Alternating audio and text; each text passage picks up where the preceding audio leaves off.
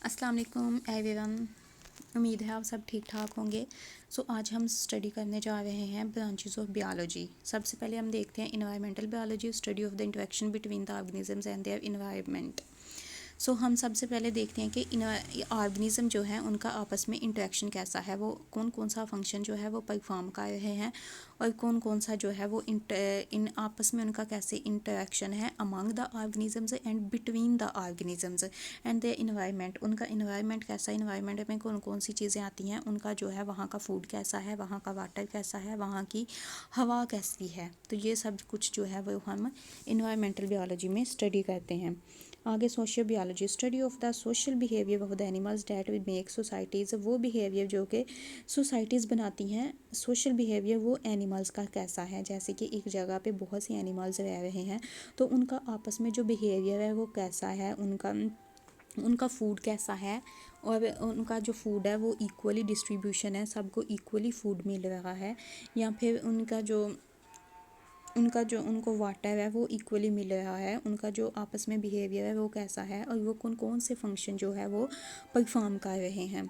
जैसे कि हम यहाँ पे एक हनी बी की एग्जांपल ले लेते हैं। आपको पता है कि हनी बी में वर्कर्स होती हैं और क्वीन होती है और सोल्जर्स होते हैं। तो वर्कर है उसका क्या काम होता है कि वो डिफरेंट फ्लावर्स पे जाके नेक्टर कलेक्ट करती है और लेके आती है। जो क्वीन होती है वो आगे से भी प्रोड्यूस करती है, वो आगे से जनरेशन चलाती है, और जो सोल्जर्स होते हैं वो प्रोटेक्ट करते हैं, वो प्रोटेक्शन देते हैं। जैसे कि कंट्री को जो आर्मी जो है वो प्रोटेक्ट कर रही होती है, ऐसे ही इनकी हनी बीज़ में भी सोल्जर्स होते हैं जो कि इनकी जो बाकी जो हनी बीज़ हैं उनकी प्रोटेक्शन करती हैं। आ गया parasitology, study of parasites. Parasites क्या होते हैं? पैरासाइट्स वो होते हैं जो कि हार्मफुल होते हैं लिविंग ऑर्गेनिजम्स के लिए या फिर ह्यूमंस के लिए, एनिमल्स के लिए जो हैं वो हार्मफुल होते हैं। जैसे कि लाइस, आपको पता है कि लाइस जो है वो अक्सर जो है ह्यूमंस के हेयर्स में होती हैं और एनिमल्स के ऊपर भी होती हैं।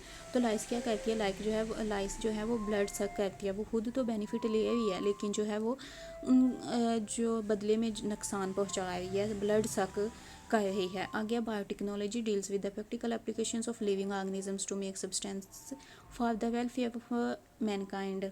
तो ये क्या है, बायोटेक्नोलॉजी को हम यूज़ करके इंसानों की वेलफेयर के लिए बहुत सी चीज़ें बनाते हैं बायोटेक्नोलॉजी के थ्रू। जैसे कि एक एग्जांपल देख लेते हैं, इंसुलिन। आपको पता है कि इंसुलिन जो है वो हमारी बॉडी में पेनक्रियाज में प्रोड्यूस होती है और लीवर में जाके स्टोर हो जाती है, और जब भी हम जो कोई फूड इनटेक करते हैं तो वो बॉडी में जाके छोटी छोटी पार्टिकल्स में डिवाइड हो जाता है और एटीपी प्रोड्यूस करता है।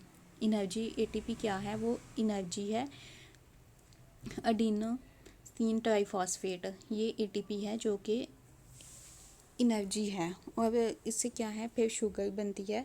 फूड से क्या है, शुगर निकलती है जो कि हमारे ब्लड में जो है वो सर्कुलेट हो जाती है। तो इंसुलिन क्या करती है, इंसुलिन जो है वो लिवर से जो है वो रिलीज़ होती है और उसका काम ये होता है कि वो शुगर को लेके सेल्स में फेंक देती है, जिससे क्या होता है कि बॉडी में जो शुगर की कंसंट्रेशन है मेंटेन रहती है। कौन तो अगर किसी बीमारी की वजह से या किसी रीज़न की वजह से जो है हमारी बॉडी में इंसुलिन नहीं बन रही, तो हम क्या करते हैं कि उसको लिविंग ऑर्गेनिज्म का यूज़ करके हम उसको बनाते हैं। जैसे कि बैक्टीरिया जो है, बैक्टीरिया का हम यूज़ करते हैं, बैक्टीरिया में से हम डीएनए निकालते हैं, उसमें इंसुलिन का जीन डालते हैं। इंसुलिन का जीन डाल के वो हम कैसे डालते हैं, वो उसके लिए एक लंबा जो है वो मैकेनिज़्म है पीछे, वो आप आगे जाके डिटेल से स्टडी करेंगे कि बैक्टीरिया का जो है वो डीएनए जो है पहले इंजाइम से कट होता है, कट होके जो जीन जो है वो बैक्टीरिया के डीएनए में डाली जाती है। फिर जो है वो बैक्टीरिया जैसे जैसे आगे से डिवाइड होता रहता है तो इंसुलिन भी उसमें प्रोड्यूस होती रहती है।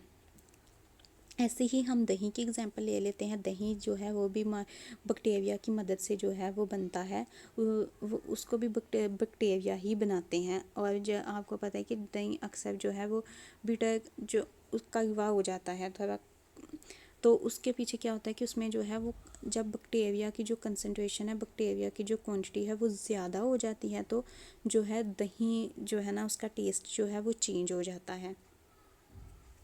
Immunology, study of the immune system of animals which defend the body against microbes. Microbes जो है वो बॉडी में बीमारियाँ फैलाते हैं, तो इम्यून सिस्टम जो है एनिमल्स का वो बचाता है उन बीमारियों से, माइक्रोब्स से इम्यून सिस्टम जो है वो बचाता है। और इम्यून सिस्टम में एंटीबॉडीज़ आती हैं, वाइट ब्लड सेल्स होते हैं जो कि बचाते हैं।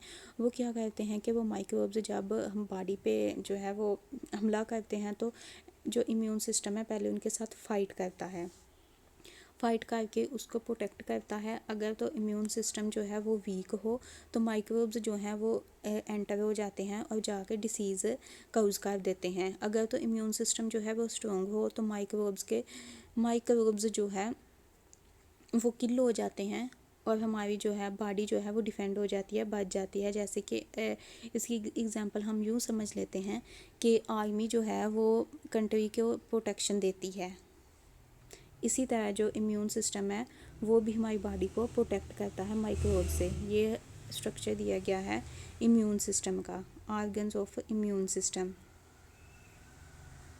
तो हम नेक्स्ट देख लेते हैं immunology, study of the immune system of animals which, ये तो हम रीड कर चुके हैं। अब हम नेक्स्ट देखते हैं। नेक्स्ट क्या है, एंटोमोलॉजी, स्टडी ऑफ इंसेक्ट्स। इसमें जो है हम इंसेक्ट्स की स्टडी करते हैं, उनका स्ट्रक्चर देखते हैं, उनका फंक्शन देखते हैं, उनका स्ट्रक्चर कैसा है, उनकी फॉलिंग हिंड लिम, उनकी बॉडी कवरिंग, उनका कलर, उनका साइज़, ये सब कुछ जो है वो हम इसमें स्टडी करते हैं। और जो इनका जो फंक्शन है वो, और इनकी वजह से जो जो डिसीज़ होती हैं वो सब जो है वो हम इंसेक्ट्स में स्टडी करते हैं, इनका फूड एक्सेट्रा सब कुछ। आगे pharmacology, study of the drugs and the effects on the system of human body. इसमें हम क्या करते हैं कि इनमें हम ड्रग्स की स्टडी करते हैं, ड्रग्स देखते हैं कि कैसे बनती है और उसका स्ट्रक्चर कैसा होता है। एक अगर मेडिसन है तो वो किस किस जो है वो केमिकल फार्मूले से मिलके बनी है और उसका फंक्शन क्या है। अगर वो एक ह्यूमन की बॉडी पे, ह्यूमन बॉडी को वो दिया जा रहा है तो उसका जो है उसके जो इफ़ेक्ट्स हैं वो कौन से हो रहे हैं ह्यूमन बॉडी के सिस्टम के ऊपर। कोई भी ड्रग लिया जाता है तो बाद में देखा जाता है कि उसका कौन सा जो है वो इफ़ेक्ट हो रहा है ब्रेन के ऊपर, हार्ट के ऊपर, लंग्स के ऊपर, स्प्लीन के ऊपर, किडनी के ऊपर, क्या उनका इफ़ेक्ट हो रहा है और ड्रग जो है वो बनाई कैसे जाती है। ये सब कुछ हम स्टडी करते हैं फार्माकोलॉजी। आई होप सो के आपको समझ लगी होगी। So please subscribe to my channel. अल्लाह हाफिज़, stay blessed and stay delighted. अल्लाह हाफिज़।